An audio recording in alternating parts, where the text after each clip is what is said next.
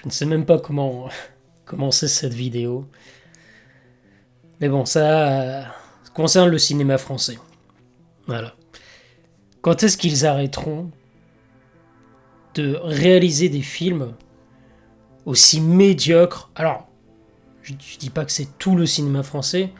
On a parfois certaines pépites, certains films qui sortent du lot. Mais quand tu vois le résultat, même rien qu'à la bande-annonce, tu vois la bande-annonce du film, tu sais d'avance que ça va être un flop. Ça va être un bide total. Personne, ça n'intéresse personne. Donc tu sais que personne n'ira en salle. Et même parfois tu te dis, vraiment quand ils réalisent ça, les gens, les mecs, le réalisateur, scénariste, toute l'équipe quoi, à quel moment ils se disent ça va marcher. Et alors je fais référence là particulièrement au film qui va sortir cette semaine. Je tourne la vidéo, on est lundi soir, mais bon, bref, ça sort cette semaine. Et donc je parle de Certains l'aiment chauve avec Kev Adams et Michael Youn. Et quand tu vois la bande-annonce, tu te dis mais jusqu'à quand ça va durer ce cauchemar? On va parler juste après de certaines infos là que j'ai sous les yeux. Attendez, je vais vous montrer parce que j'avais pas mis. Regarde, vous vous souvenez de ce film là? Toute pour une. 10 millions de budget. 10 millions. Tout ça pour faire 13 000 entrées. Et quand même, 13 000, c'est pas mal, hein. C'est pas mal, hein. Pour ce que le film vendait, je trouve que c'est même un exploit. Mais 10 millions, c'est vraiment, c'est pas possible. Je vous invite à regarder la bande-annonce de ce film, Certains l'aiment chauve. C'est le malaise absolu. Les blagues, tu sais même pas à quel moment il faut rigoler, c'est tellement gênant. Peut-être que, après, l'humour est subjectif. Peut-être que ça fait rire certaines personnes. Moi, ça fait plus rire parce que ça me fait de la peine presque. Je me dis, non mais, c'est pas possible. C'est pas possible. Le film a coûté quand même 10 millions. 10 millions d'euros. Dont 3 millions de TF1 et à noter 1 million pour les rôles principaux. Tu te rends compte de tout cet argent? Tout cet argent qui pourrait être utilisé pour proposer des... Alors je dis... C'est sûr qu'on ne pourrait pas faire des films tels que ce que fait Hollywood. On ne pourra jamais faire des gros blockbusters à 200 millions de dollars et tous ces trucs-là. Enfin, pour le coup, à euros. Ok. Mais avec 10 millions...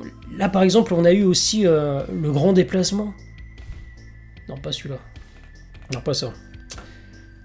Le Grand Déplacement qui est sorti, pareil, le film il a coûté 17 millions. Tout ça pour qu'à la fin on ait 36 000 entrées, soit une moyenne de 8 spectateurs par séance. Là, moins 54% en deuxième semaine. En termes de fréquentation, il y a eu une chute assez drastique et qui illustre parfaitement le fait que personne, soit ça n'intéresse personne, et le peu de gens qui ça intéresse, ils vont finir par le dire tout autour d'eux, et puis ils vont dire ne va pas le voir, ne va pas voir ce film. Ça explique cette chute. Et c'est là où tu te dis, c'est quand même, c'est vraiment un gâchis, parce que quand tu vois la bande-annonce, alors je vais pas tout diffuser, désolé pour le cadrage, mais quand tu vois, voilà. Alors c'est pas du même niveau que Gravity ou Interstellar ou tout ce que tu veux, mais en termes de rendu visuel, c'est plutôt pas mal. Ça tient la route. Mais tout ça pour en faire quoi? Et c'est là où tu te dis, mais il y a un vrai problème en termes d'ambition en France. Surtout que c'est dommage parce que on a les moyens. C'est ça le truc, c'est que non seulement on a l'argent, mais en plus on a comment dire, des gens compétents. On a du talent en France, que ce soit pour les effets spéciaux, on a des artistes, que ce soit même les acteurs, on a le budget, on a la possibilité, la capacité de proposer des films avec de bons effets spéciaux. Encore une fois, comme je disais tout à l'heure, certes, on n'est pas comme Hollywood, on peut pas faire un film à 200 millions, un truc de malade, mais je rappelle quand même que Minus One, un truc de Godzilla, il avait coûté 15 millions de dollars, enfin, quelque chose comme ça. Et c'est sûr que c'est pas la même chose qu'au Japon, en France, voilà, en termes de gestion d'argent, les prix, etc., c'est pas la même chose. Mais ce que je veux dire par là, c'est que pour 17 millions d'euros, comme c'est le cas pour le grand déplacement, et quand tu vois le rendu visuel, bah tu te dis que pourquoi ils sont obligés de tourner ça, utiliser cet argent pour faire de la comédie bas de gamme, de très mauvais goût, parce que honnêtement, ça fait rire. Je sais pas qui ça fait rire ce genre de film, que ce soit celui-là ou certains l'aiment chauve. Tu te dis, franchement, pourquoi ils n'utilisent pas cet argent pour proposer des bons films, éventuellement, ouais, de la comédie si tu veux, mais faire de la bonne comédie. Et même, pourquoi il faut systématiquement qu'on se dirige vers ce genre de film? Donner ce ton, tout de suite tourner dans le ridicule, dans la comédie, dans l'humour, alors qu'en vrai, on pourrait très bien faire des films sérieux, avec de vrais enjeux, pourquoi pas avec tu vois, un méchant, une bonne histoire, ou une intrigue, de l'émotion, tout ce que tu veux. Voilà, ça serait intéressant. Ça serait intéressant de faire de proposer ce genre de film. Moi, je ne comprends pas en fait pourquoi il faut toujours qu'on tourne ça à de la comédie alors qu'on a les compétences. C'est pas pour rien qu'il y a plein d'artistes qui partent aux États-Unis. Même, tu vas chez Pixar ou n'importe quel studio, t'as beaucoup de Français qui travaillent qui font partie de l'équipe des effets spéciaux, même dans la musique, etc.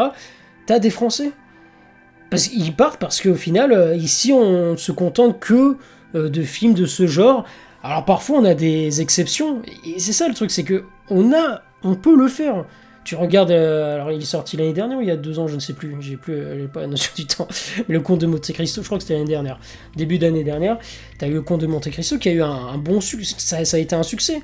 Le film, il a coûté 40 millions d'euros, quelque chose comme ça. Il a été largement rentable. Il a fait le double.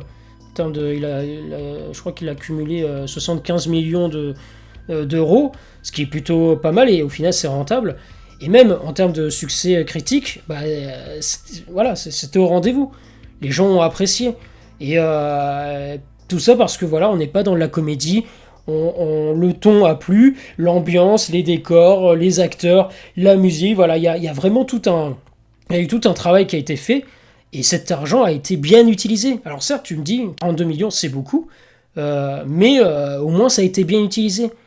Si c'est pour un résultat de la sorte, moi, il n'y a pas de souci, parce que il faut savoir que, c'est pas comme aux États-Unis. Ici, c'est nous qui payons de manière indirecte avec nos impôts, et voilà.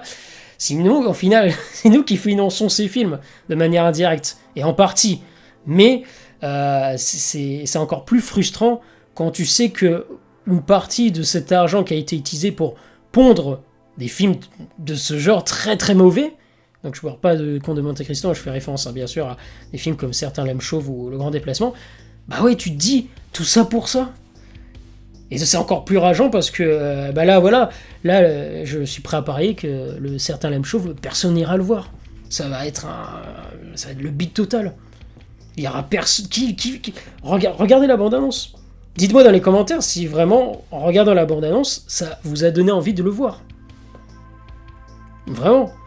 Après, comme je l'ai dit tout à l'heure, l'humour est subjectif, peut-être que c'est moi qui... Voilà.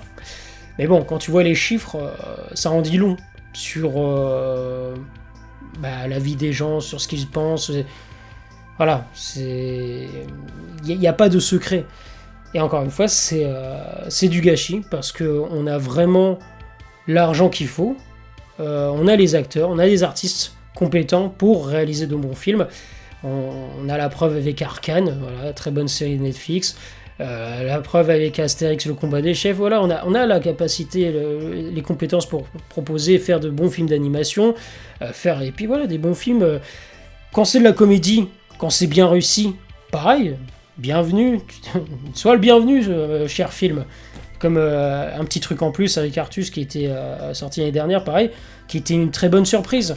Donc voilà, parfois, je dis pas que le cinéma français dans son intégralité est mort et est nul, tout ce que vous voulez.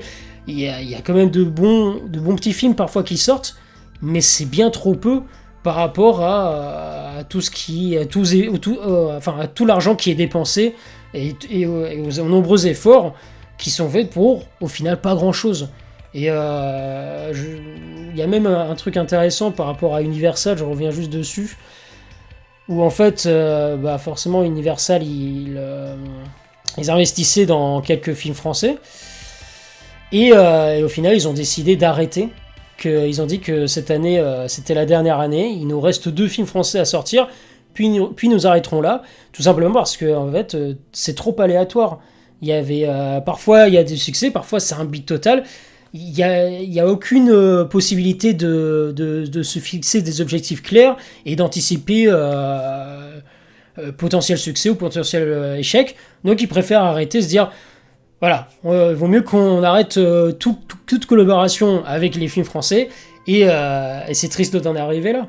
Et tout ça parce que il y a une mauvaise gestion de l'argent, et puis voilà, il y a aussi le problème que les films sont de plus en plus, le cinéma français, et de toute façon c'est pareil, film américain, mais sont de plus en plus politisés. Et donc, ça ne parle pas aux gens.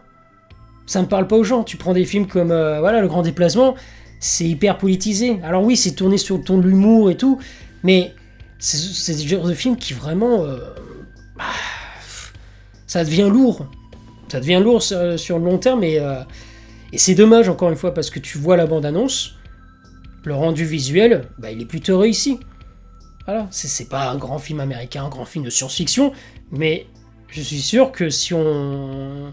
Je me rappelle, il y avait un film là comme ça qui était sorti, c'était Le Dernier Voyage. Il est sorti il y a 2-3 ans. Alors je sais plus qui l'a réalisé, c'était Romain quelque chose, il me semble. C'était pas un chef-d'œuvre ce film, mais il y avait vraiment c'était une lettre d'amour au film de science-fiction. Il y avait un vrai, comment dire, il y avait une envie de proposer quelque chose. Certes, c'était beaucoup d'éléments du déjà vu, du copier-coller de plein de films auxquels le réalisateur voulait faire référence, mais je trouvais que c'était plutôt, ça fonctionnait. C'était pas un chef-d'œuvre encore une fois, mais ça faisait plaisir de voir un film qui essayait de proposer quelque chose. Il y avait du cœur en fait. Tu sentais que le mec, il était passionné par les films de science-fiction et il a voulu apporter sa petite touche personnelle, et on a eu un bon petit film. Voilà, c'était pas incroyable, hein, mais ça faisait plaisir, voilà, de voir un film qui sortait un peu du lot. Et pareil, le Comte de Monte-Cristo, c'est ce genre de film que, honnêtement, moi je veux voir au cinéma. Qu'il y ait parfois des petites comédies, ok, pas de souci. Voilà, je l'ai dit tout à l'heure, un petit truc en plus, voilà, ce genre de petite comédie c'est sympa, mais je pense que le cinéma français, il peut et il devrait proposer, mais c'est ça le truc, c'est qu'il a la possibilité, il a les capacités de le faire, de proposer ce genre de film. Donc, il faut se bouger, voilà, on a vraiment les compétences. Donc, on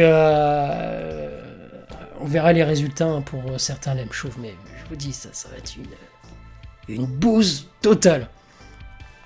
Tu regardes la bande-annonce, tu sais, qui a envie de voir ça, franchement. Enfin bref, n'hésitez pas à me dire dans les commentaires ce que vous en pensez. Je pense que j'ai fait à peu près le tour. Et puis, on verra les résultats. Voilà. N'hésitez pas toujours à lâcher un petit pouce bleu, à vous abonner pour soutenir la chaîne, ça fait plaisir. Et puis on se retrouve pour de prochaines vidéos. Ciao tout le monde.